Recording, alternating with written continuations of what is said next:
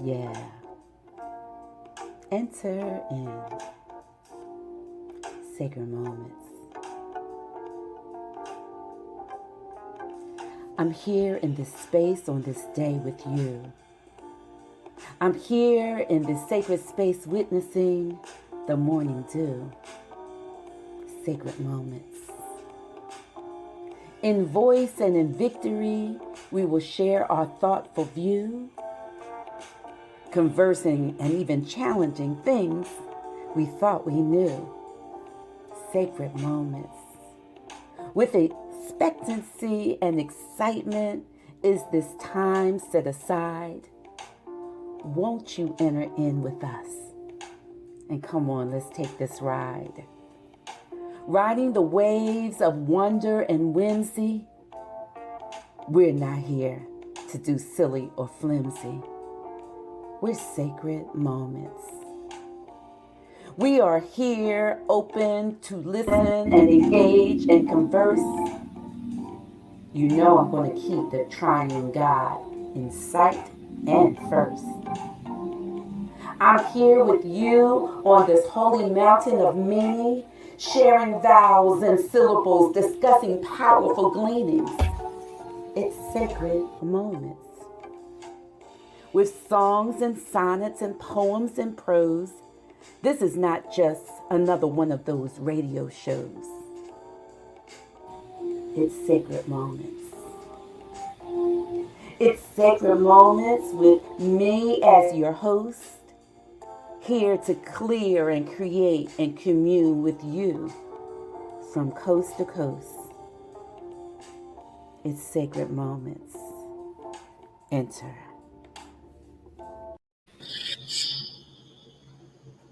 Good morning. I love the opening. Awesome, awesome.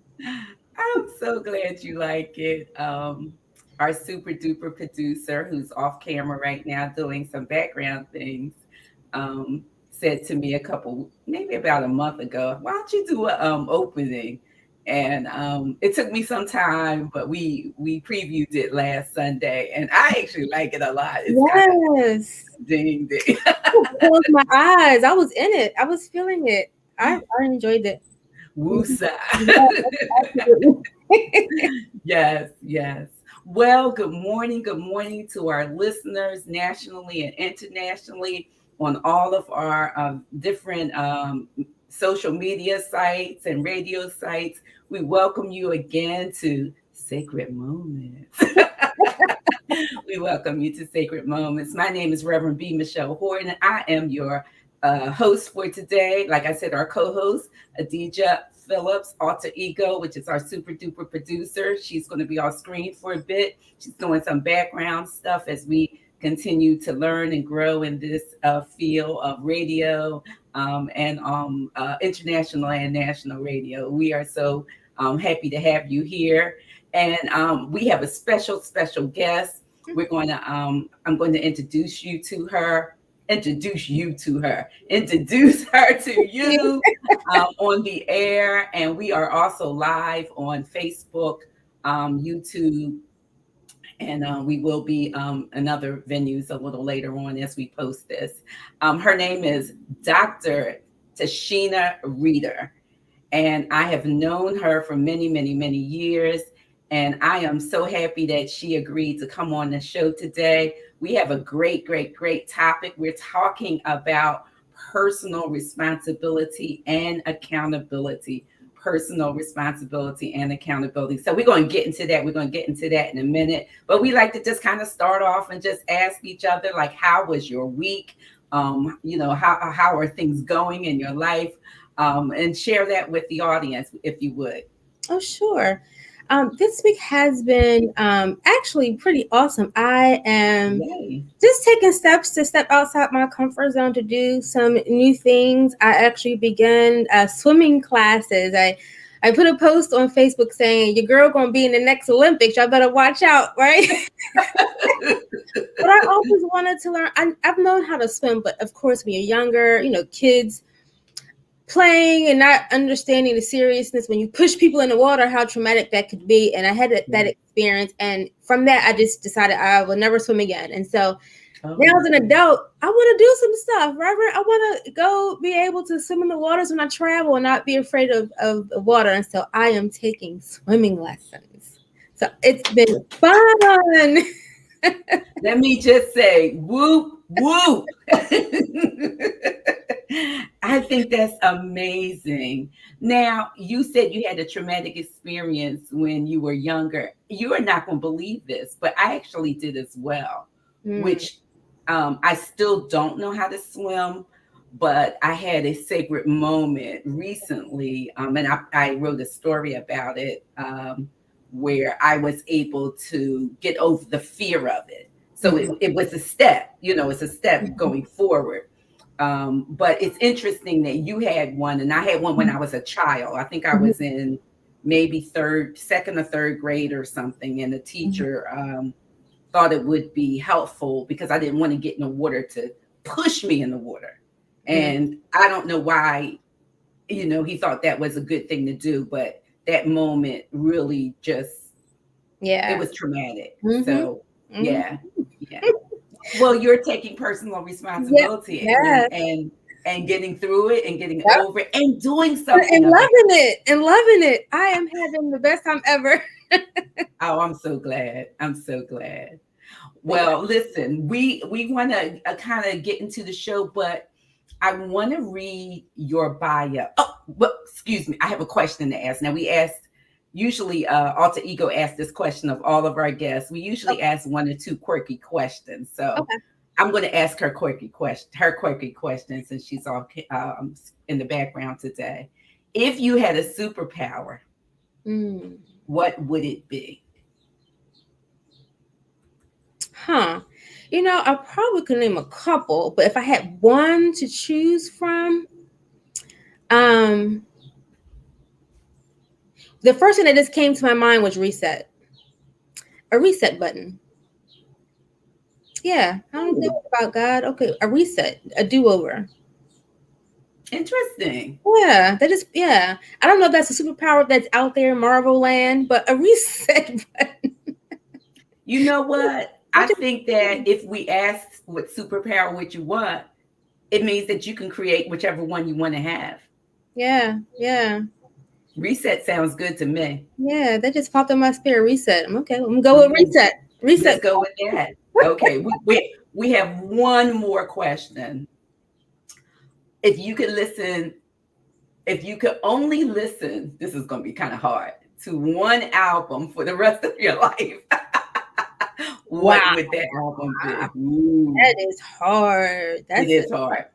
Yeah. One album for the rest of my life? My whole entire life? The rest of Listen, yes. That would be the only one you had. You could choose one to take with you on your desert island.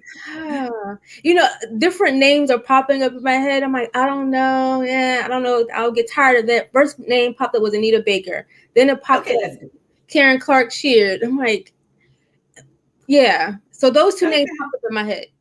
Okay. Well, since albums are kind of out, you can stream. What song playlist would you stream? Right. Yeah. That would be hard for me too. Yeah, I do have some top 10 songs though, but and I could listen to them forever. To be actually, yeah. Well, listen, let me read your bio because I want to share with our audience pretty much who you are and how we're going to get to open up this conversation. And it says here, Dr. Tashina Reeder. She's a native of Philadelphia. She's a creative mind, lover of travel, food, art, music, dance, string instruments. I thought was interesting. A violin is one of my favorites. So I don't know if that's one of yours. I have a guitar. Oh, acoustic guitar. Yeah. I'm learning more and more about you. And she loves to read a good novel. She is a therapist, author, educator, speaker, and coach.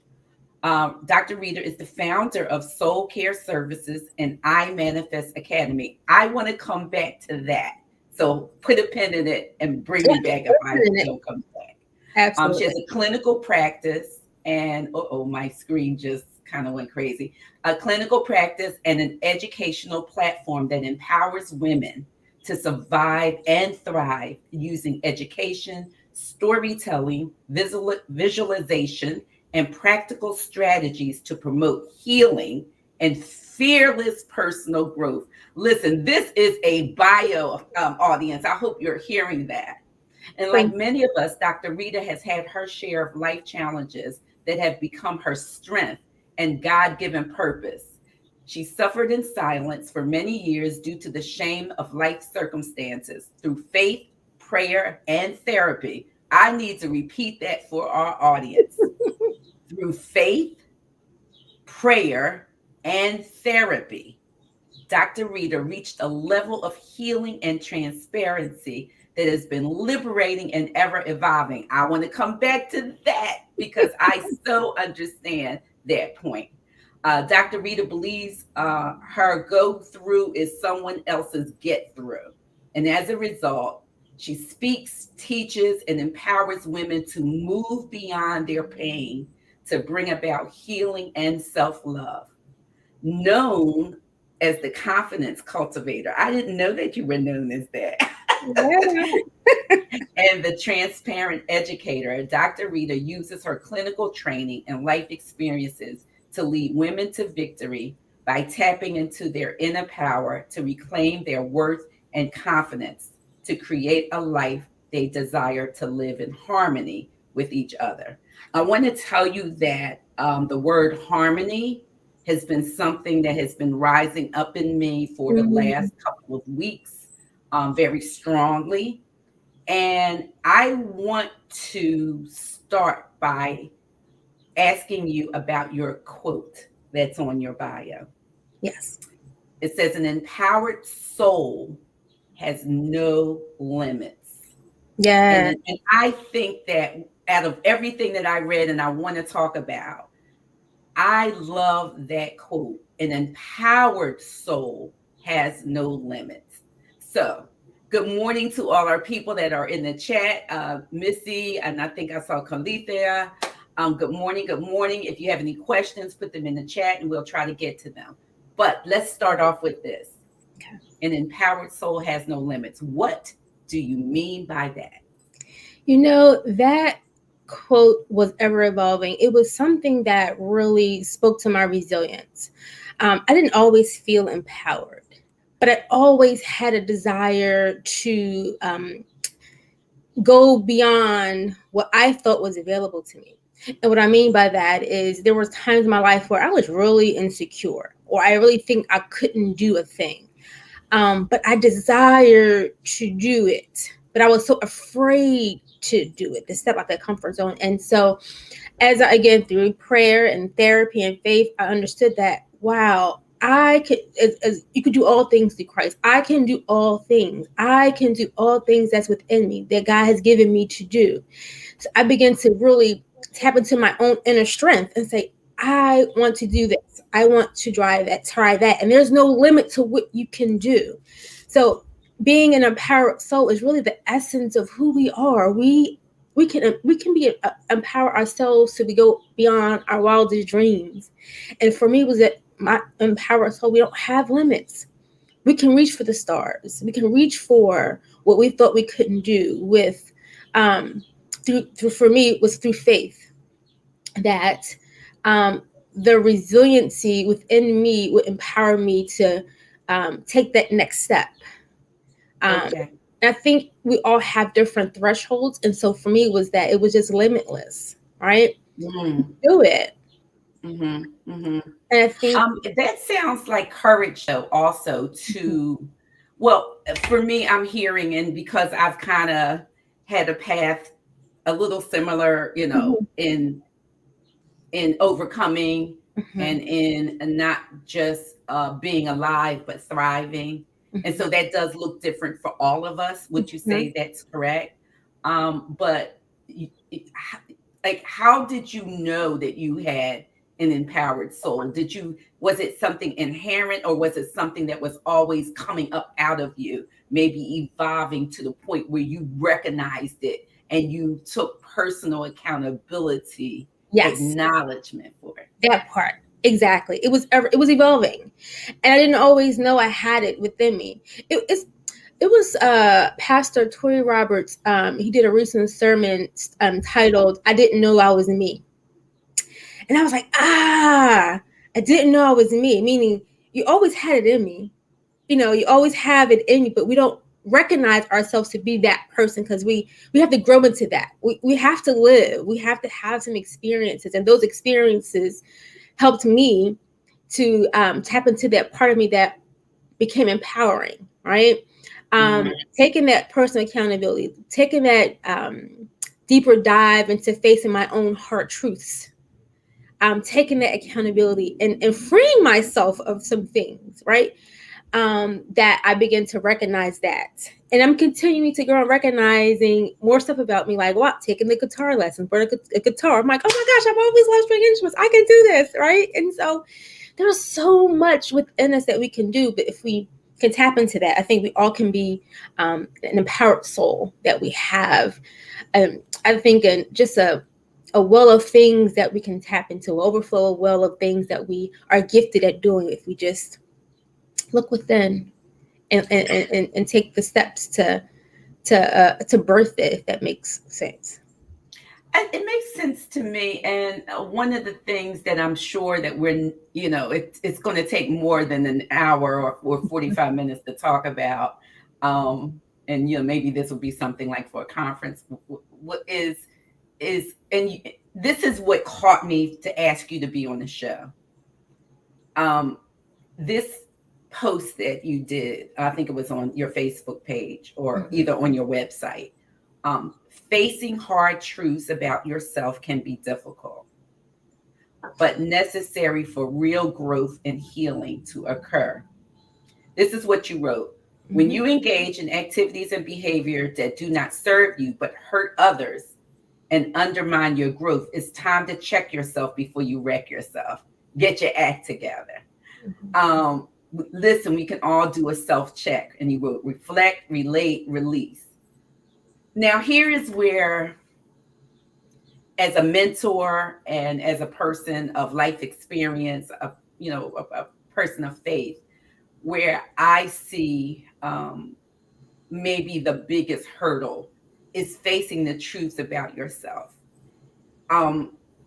In you as being a therapist and myself as being a mentor, and I don't call myself a life coach at all. I'm more like just your sister friend minister who offers hopefully holy and biblical guidance. Having someone face the truth about themselves, it's difficult, and I see it as one of the greatest roadblocks in our growth, because sometimes people tend to look at the other person and what they're not doing, or in relationships, and and bringing them back to themselves is so difficult. How do you face the hard truth about yourself? And I think this is a hard question. It is a very hard question. I think you're absolutely right. When it's easy to look at the other person in relationship to some of our experiences, but we don't live in a vacuum, right? And so we're in a relationship with people, right?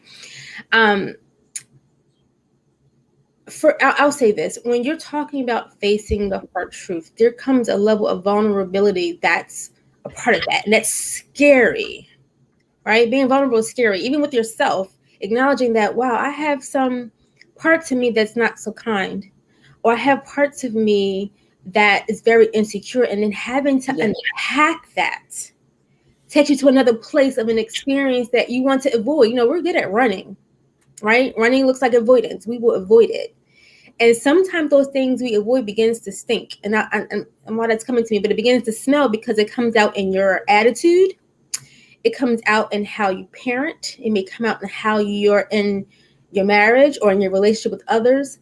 And so when you begin to unpack that pain, because really what happens, we find oftentimes, is unpacking our hard truths, there's some pain there that we don't want to feel. We want to avoid. Absolutely. There's some things we may have done that cause pain that we want to avoid and ignore and act like it doesn't happen, right? Yeah. And so looking at that is hard work. It's a lot of hard work.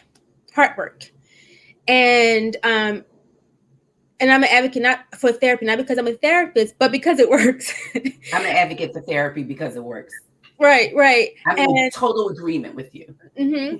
Therapy, but I also go to my spiritual therapies with the Father, with God. I'm like, all right, Lord, listen, I gotta come. Sometimes you have to do both, and really looking at. And I'm gonna use myself for an example. For years, you hear that saying, with women, know your worth, know who you are, love yourself, right? And while that's a cliche saying, everyone says it, but sometimes it's hard to really grasp that concept. How do you know your worth? I do love myself, but then your behaviors aren't consistent with you loving yourself, right? And so for me, I know that I thought I love myself, I feel worthy, but my behaviors weren't speaking to that. And so I had to really unpack that. When did I begin to feel unworthy? Because the things that I was doing wasn't speaking to one feeling of worth. And I realized it took me back to my childhood. I'm like, oh my gosh, I don't want to go there. We don't want to go there. But oftentimes you have to go there.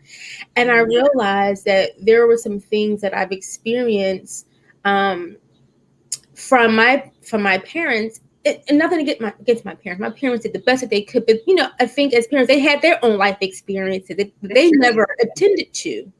Yeah. And so here you are parenting from a place and not realizing it's coming from a place of hurt or pain that you never addressed. And so now you're raising kids and we're in the midst of that. And so I realized, that's where it began. This is so perfect what you're saying. Right. And so once I realized that, I actually had to go to my mom and talk with her. We had a talk and it was so healing to go to that place to say, Mom, this is where it all began. I think it was healing for both of us because then she was able to acknowledge, I never, growing up in a Black family, our business is our business. We don't talk about it outside of the household. You just move on, you push forward, and you just do the best you can because we had to. And so having to go back to that place of pain was healing for me. And I understood better now what my mom went through. So I had grace for her. I'm like, wow. And so from that point, I realized, oh, wow. I was only, I was functioning in the place or in the place of trying to prove my worth and show my worth through actions. And see, I'm a good girl from a childhood of things I've, experienced. And so when I realized where that comes from, I'm able to change that for myself as an adult.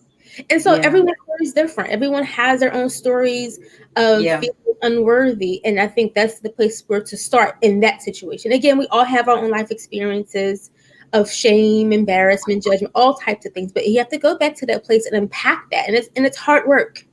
Yeah. Right. And I think that what our audience is really chiming in with different statements that in agreement. It's okay not to be okay. Valerie says, Missy asked, and I think you're answering me that, what things limit our growth, and understanding that if we face them, then we will do what you're saying, that we will be getting our act together. We will become the people that we were created to be.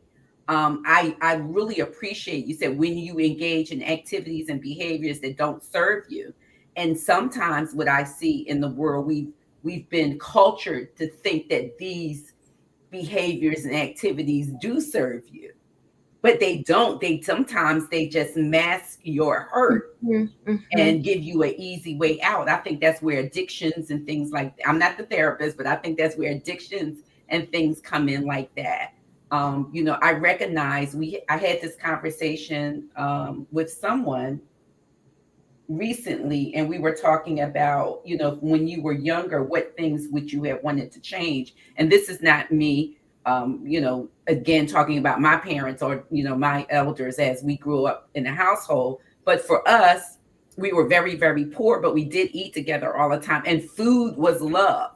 So now food has taken, I'm thinking I'm loving myself because I'm overeating, right? I'm talking about myself. Mm-hmm. And I had to recognize that I wasn't loved. That's a behavior that harms me, although it was making me feel good because it was pacifying me and taking me back to some memories that were happy, but in the end, it was misplaced. Mm-hmm. So I really appreciate this line that you put, facing hard truths about yourself. It can be difficult, but you Mm-hmm. put that it was necessary.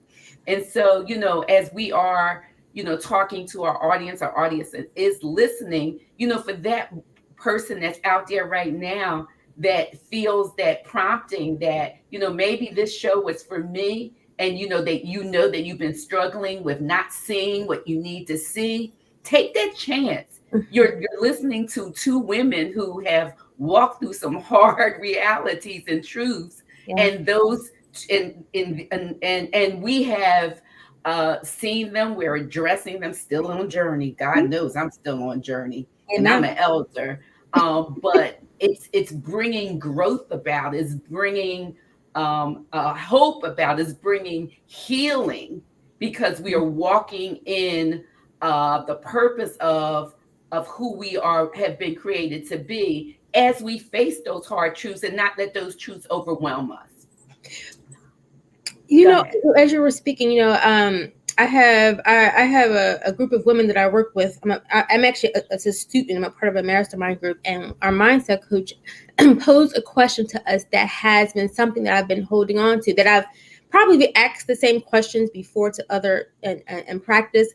But I think this is a good place to start with kind of your own healing, is a question of what stories or experiences are you holding on to that we use as justifications for our behaviors.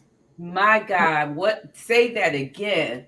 What stories and experiences are we holding on to that we use as justification for our behaviors, right? What proof do we have to justify that that's who you are, right?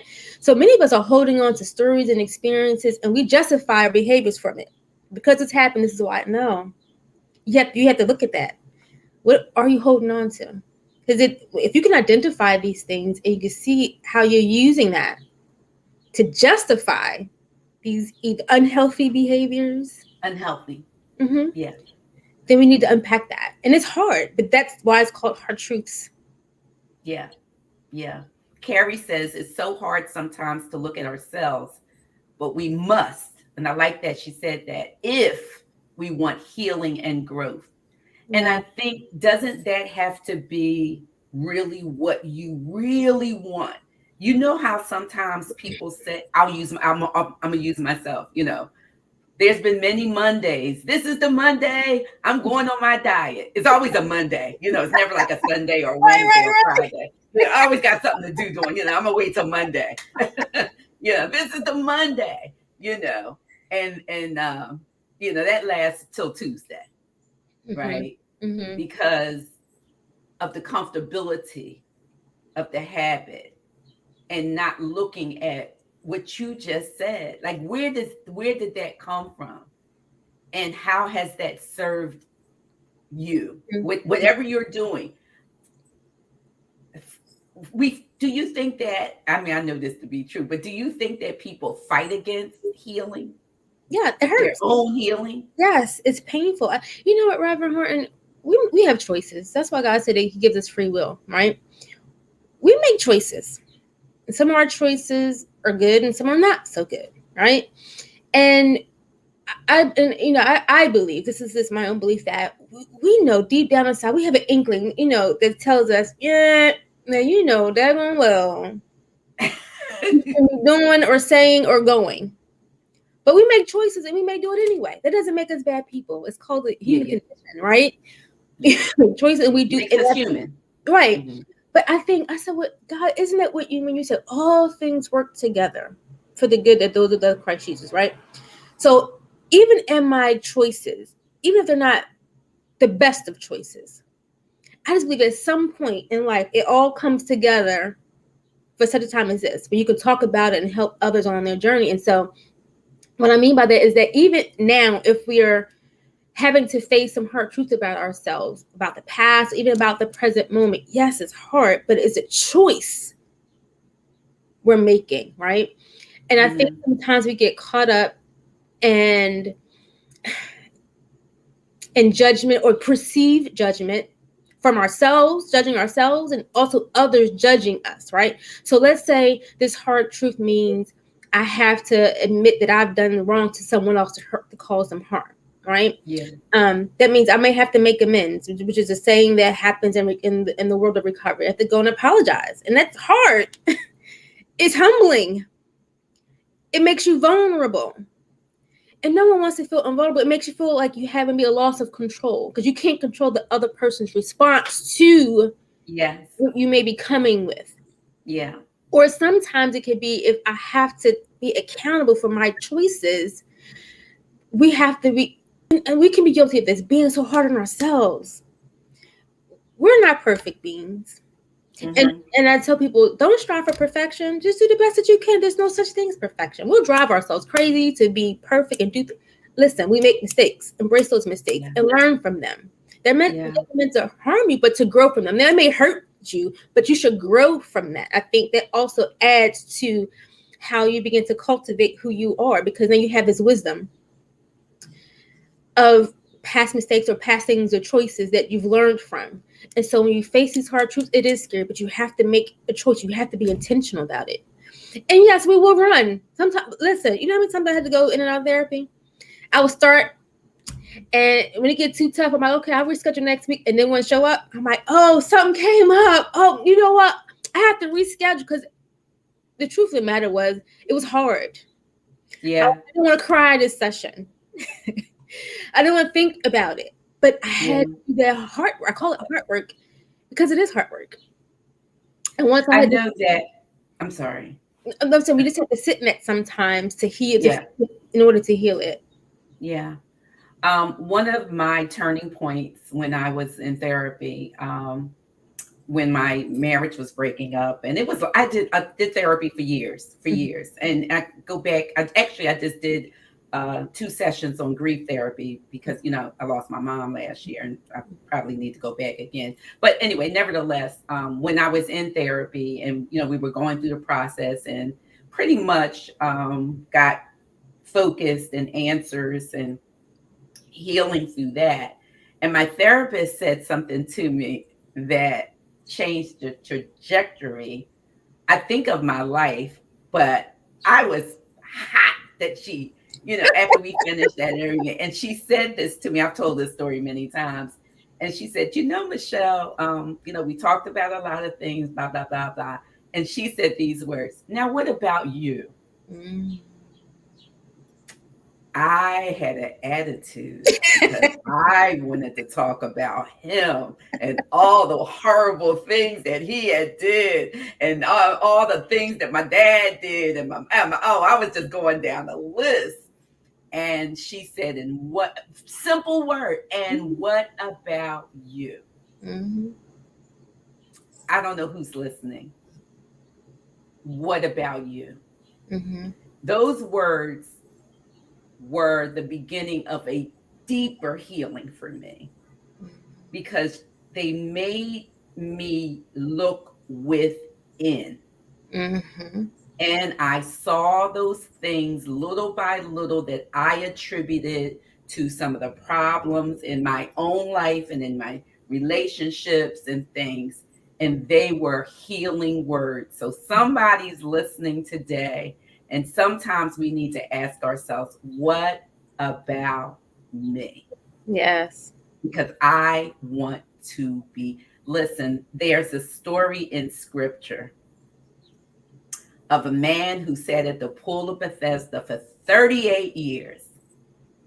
38 years, he's just sitting, he's seeing people get healed, going into the water and coming out healed, and he's sitting there, and the Savior of the world, the radical rabbi known as Jesus the Christ, comes by and says to him, do you want to be made whole?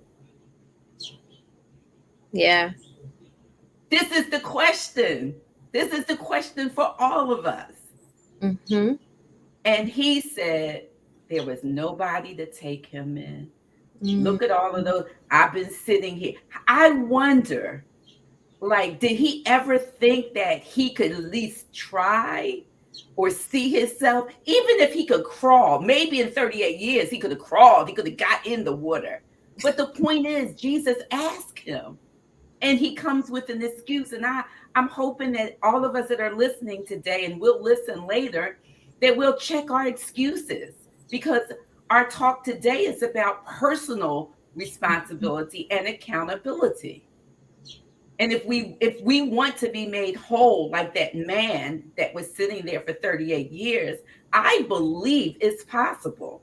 I want to give you another story of a woman with an issue of blood for 12 years who went to doctors and was told that she was never going to get healed, and it was a wrap for her to stay in. And she decided personal accountability, responsibility to press through everything, press through all of the issues, press through all of the people, and touch the hem of his garment. And it says immediately she was made whole. And he says, daughter, your faith has made you whole. Didn't you talk about faith, Dr. Reeder? Didn't you talk about having faith? I did. That was key for me, though. Again, I'm sure we all have had some life experiences that caused us to fall to our knees. And it was a lot of faith and prayer, a lot of being I was tired of being tired. You hear that saying, you get tired of being sick and tired? I was tired, Rev. I was tired of hurting. I was tired of running. I was tired of making excuses. I was tired of really hiding from me. I was tired of situationships. I was just tired. And I remember this night, I just cried. Bless the Lord. And I told myself, we're going to do better because I want better. It has to be better. And so it was at that moment I decided to do better. I had to stop worrying about the thoughts of other people. That was one of my hangups too, because of life experience. Everybody gonna think and say. If I do, listen, they gonna think and say what they want. Right now, it's about you. And you getting your healing. Whatever it looks like for you is how it's gonna look like for you. And I had to not get caught up and worried about what they thought. And guess what? That's been so freeing. Listen, it's been so liberating and I think I posted about this recently, to dance to the beat of your own drum. You're not like everybody else. Get your healing. If that means you go see a therapist, you go see a therapist. That means you need to pray or remove yourself from people, places. Remove yourself. It's okay. Because guess what? At the end of the day, it is you. What's it say? Me, myself, and I. Yeah. You have to be accountable for your activities and behavior. You can't change other folks. Yeah. You can change you. Yeah. So I am an advocate of therapy, and I am saddened when I, asked to, walk along someone, and I recognize I'm a ordained clergy, right. So I've had background in certain, things when it comes to. I am not a counselor, but guidance, and when I recognize that I can't walk with them into that professional space, because that's what you do. Right. It saddens me when that's rejected, or people, I say, make an excuse not to do it. Mm-hmm. What would you say to someone, because you're a therapist and you have that background and you are a person of faith, and I know you to be a woman of honor. I know you to be kind and caring. I mean, I think that sometimes it's such a detriment to the person that won't step into that next level of healing. Mm-hmm. Help somebody out today. As a therapist, you can't, of course you can't tell someone what to do. You just have to meet them where they are, because this is actually their process. So while you can see it, okay, and it's painful to watch them go through, but they have to go through it. Okay. Because this is their experiencing and learning lessons. And so when they come to you, you're just helping them to unpack and to further process what has been learned from week to week, or how often they're seeing you based on these experiences. And sometimes people are in this place for years. Mm-hmm. And it's painful to watch them It is. go through that. And I always say people's level of readiness is different. Okay. And so I believe it becomes to a point where they have to make a choice, a decision. Sometimes some life experiences cause you to make some decisions to say, okay, it's time for me to change.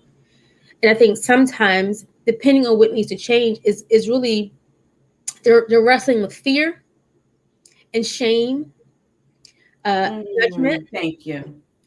And so while they have in mind, I want to do this, but I'm so scared that I'm gonna get backlash, or I'm so scared I'm gonna lose this relationship, or I'm so scared that I'm not going to be liked.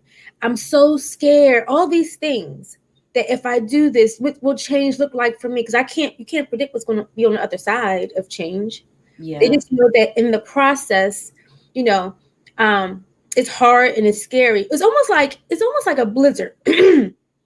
Thank you, Lord. It's like a blizzard, snow blizzard. You're like pushing through the storm, the wind and the snow is hitting your face. You want to back up somehow, put your hood on. You're just pushing your way because you can't see through it. So you got to push. You got to push. That's similar to your healing. You have all these experiences hitting your face, reminding you of who you are. I remember you used to do this, and you're trying to push your way through till you can see to the blizzard stops until you can get on the other side. That's just like life when trying to heal. You have to push through the pain, the naysayers, the people who remind you of who you used to be. Yeah. And you just have to press, and it's hard. And it can take time. Some people years, some people happens overnight, depending on what they're attempting to change. But it's a process. Yeah. And I always tell people, your process is your process. You don't have to rush it to please someone else. And I always say to those supporters who are supporting a person, be with them in the moment and encourage them. Acknowledge that they're trying, right? Yeah. And remind them of the good that they're doing and taking those steps to make that change. And they're going to have setbacks. They're going to have setbacks. Yeah. Absolutely. Yeah. They're going to go with the default of what's comfortable. Yeah. Right? Yeah. Because change can be difficult and scary. Yeah. But once you continue to pressure away and remain steadfast, it's a beautiful thing when you get to the other side. And sometimes healing is almost like a marathon. So you know how you run, you get tired, they pass you that water along the way. Sometimes you have to. That might be a phase in your journey where, okay, I reached a level of healing. I'm good. Yeah, I'm all right. I'm sipping that water. Now I gotta finish the race. So now you're going through the next phase, and you go and you press it. Somebody give you some water. Now you can rest and breathe. Okay, I have accomplished this. I'm here. Yeah. I'm not where I want to be, but I'm not where I used to be because now I'm here. So you just gotta keep running. And then when you get to a place where you feel okay, I've healed that. God gave you some water and some fresh breath. Yeah. To take the next phase of your journey. And so I just believe it's a journey. It's a process. Your process, embrace it. It's not always easy. Does it feel good all the time? No. But guess what? You learn so much. I'm telling you, you can look back and see how much you've grown. Yes. Yeah. And where you are in your evolution. Yeah. I would say celebrate you too along the way that you're doing it. Yeah. And I as we're coming to a close of our show, and I want you to tell our audience, how they can reach you and your work. I pray that people have been encouraged today when we started off talking about, that you're worth it. And the thing is that we're worth the work that it takes to be and become, as the Lord has said, everything that we can be and become. We're worth that effort.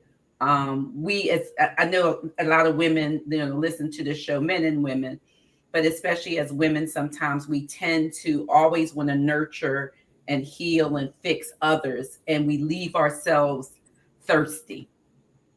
And I think that today's show can help us to look within. This is about our personal responsibility and accountability to see how we can heal, how we can grow. you said something earlier that, we're not perfect. Yes, we are not perfect. And that's God's job. Mhm. God, we're not called to be perfect. We're called to be perfected in the Lord. And so as we let go, we become vulnerable. We Mhm. seek therapy. We activate our faith. We pray truthfully about what our hurts and wounds are. I believe that collectively we can just grow up in ourselves. So tell us where people can get in contact with you at your soul care services. I want you to come back. I want to talk about Manifest Academy. It's a word that's been something I want to talk about going forward. So we'll do that later, and your practice, and then we'll leave out hopefully with people being hopeful in the place of healing. Okay. On social media, you can find me at Dr. Tashina Reeder on Facebook. On Instagram, it's the same handle, Dr. Tashina Reeder. My website is drtashinareeder.com. So it's all my name, Instagram, Dr. Tashina Reeder, same thing on Facebook and the website. I'm also having a free masterclass called The Power of You, from fear to fierce. It's a free masterclass I'm having on August the 28th. Is on Zoom. To register, you can find it on those handles on Facebook at Dr. Tashina Reeder on Facebook, and Dr. Tashina Reeder on IG, to register for the free masterclass. And so I'm excited about that. For therapy, same contact information if you're interested in receiving therapy services with me through Soul Care Services. I hope that someone would sign up for either the free masterclass and or those that right now you're feeling that prompting. Oh my God, I didn't know that we were going to talk about this today, but it's so timely. I hope that you get in touch with Dr. Tashina Reeder, because I confirm and affirm that she is a wonderful woman of faith, one that has a caring and loving and comforting and strong understanding of her profession, and uses all that she is, her past, her present, to help us have a better future. Please reach out to her, Dr. Tashina Reeder, on any one of those social media sites and her website. And you know what? Let's heal together. It's a good thing. Let's heal together, arm in arm, hand in hand, heart in heart, and we can, make an impact in this world. Thank you for being our guest this morning. Thank you I for so having me. appreciate you. And if you want Dr. Tashina Reeder to come back, put that in the chat, and we'll try to convince her to come back at some time in the near future, and we'll continue this conversation and go a little bit deeper into her soul care services and I Manifest Academy. Thank We you hope that you have an absolutely wonderful, wonderful day. Tell somebody about the show, like it, share it, send it to somebody that may just, that they need a word of encouragement or a little help and push with healing. We're in this together. This is Sacred Moments with Reverend B. Michelle Horton, co-hosting and super duper producer, Khadija Phillips, alter ego, and our very special guest, Dr. Tashina Reeder. Bless you. Have a Thank wonderful, you. Thank wonderful you. week. You Go too in peace. as well.